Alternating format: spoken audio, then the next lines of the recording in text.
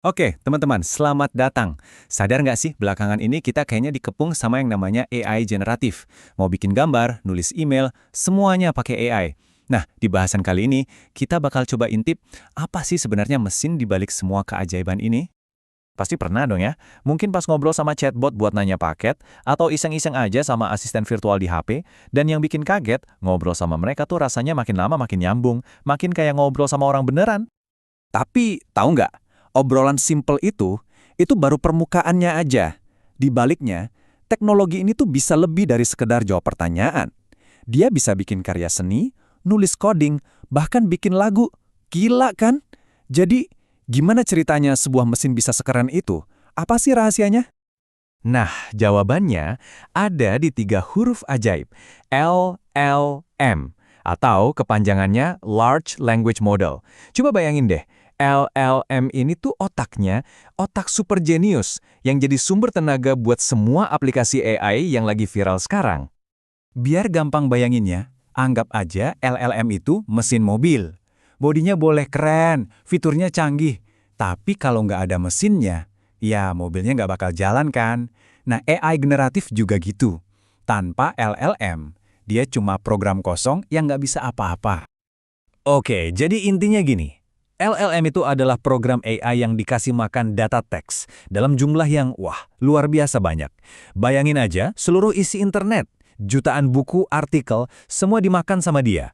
Proses belajar gede-gedean inilah yang bikin dia jago banget ngerti konteks, nuansa bahasa, sampai pola kalimat. Makanya, outputnya itu bukan cuma tulisan yang bener tata bahasanya, tapi juga nyambung dan, ya, manusiawi banget.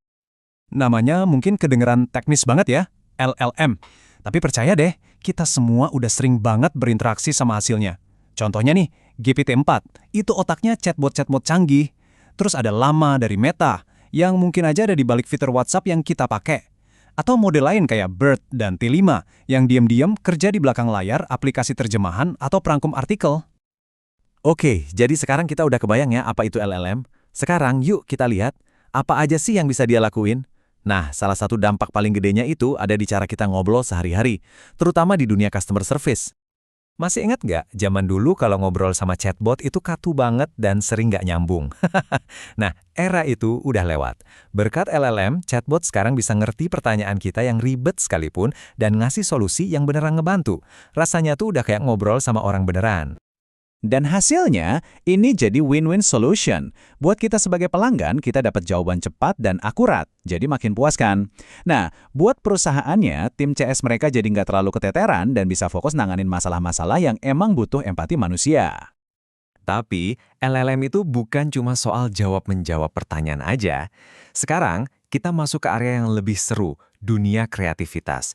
Teknologi ini benar-benar mengubah cara konten dibuat, dari mulai konten marketing sampai karya seni. Coba bayangin, kita punya semacam pabrik konten otomatis. Di dunia marketing sama media kan kecepatan itu segalanya. Nah, LLM ini bikin perusahaan bisa ngehasilin artikel, postingan blog, materi iklan, seabrek-abrek dengan super cepat. Kualitasnya juga tetap dijaga. Ini benar-benar jadi game changer buat produksi konten. Tapi kemampuannya nggak berhenti di situ. Justru disinilah bagian paling menariknya. LLM sekarang mulai masuk ke wilayah yang dulu kita kira cuma bisa disentuh manusia, dunia seni dan kreativitas.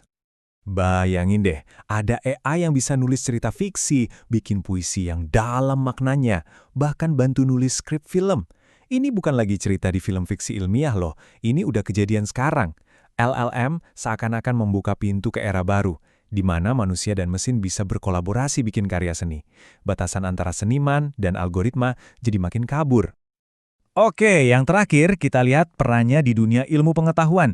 Mau buat pelajar, mahasiswa, atau peneliti, LLM ini cepet banget jadi asisten super canggih buat belajar dan bahkan bikin penemuan-penemuan baru. Ada dua kekuatan supernya di sini, nerjemahin dan ngerangkum. LLM itu bisa nerjemahin bahasa dengan akurasi yang wow, keren banget. Dan yang lebih gila lagi, dia bisa nelen dokumen ratusan halaman terus disajiin lagi ke kita dalam bentuk ringkasan pendek.